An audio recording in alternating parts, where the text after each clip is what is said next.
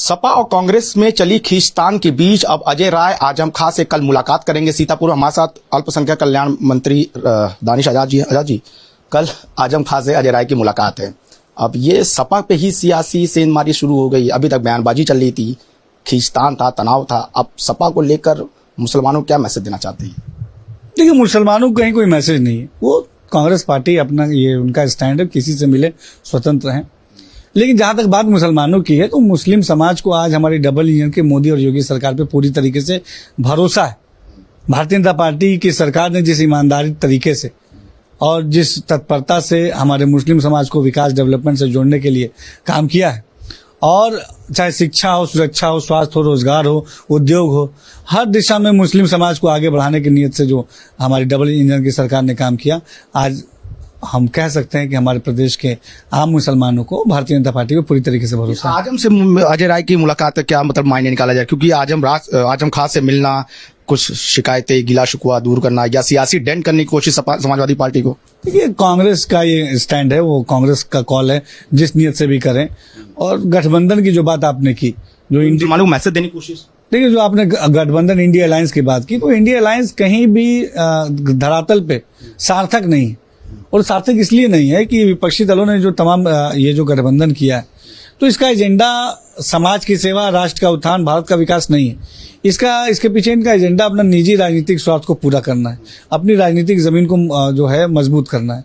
तो निश्चित तौर पे जहां इस व्यक्तिगत स्वार्थ के नियत से अगर आप गठबंधन करेंगे तो वो गठबंधन किसी भी दिशा में आगे नहीं बढ़ पाएगा। गठबंधन का जिक्र किया है आपने। आज कांग्रेस के एक सीनियर लीडर हैं आचार्य प्रमोद कृष्णम, उन्होंने मायावती को भी कॉल की है कि आ जाइए हमारे साथ, जुड़ जाइए, विस्तार करिए और जवाब देने में माहिर रहेंगे।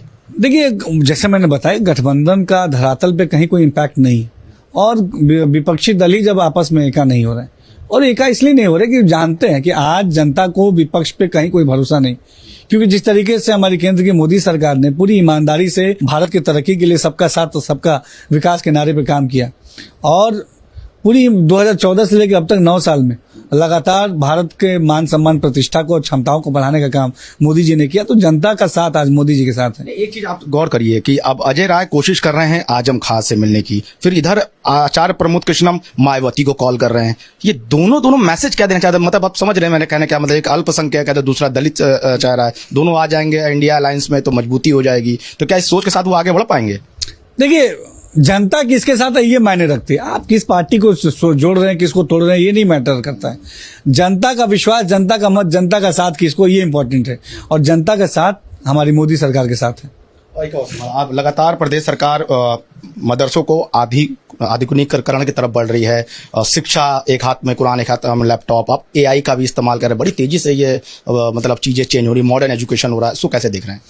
देखिए, आज जिस तरीके से हमारी उत्तर प्रदेश की योगी सरकार ने पूरी ईमानदारी से उत्तर प्रदेश के मदरसा शिक्षा को बेहतर दिशा में आगे बढ़ाने के लिए काम किया, और उत्तर प्रदेश के हमारे मुस्लिम नौजवानों को शिक्षित करके उनको विकास की तरफ, उनको करियर में आगे ग्रोथ करने की दिशा में काम किया, निश्चित तौर पे ये तमाम जो काम किए गए उससे एक सकारात्मक माहौल आज हमारे मदरसा शिक्षा में है।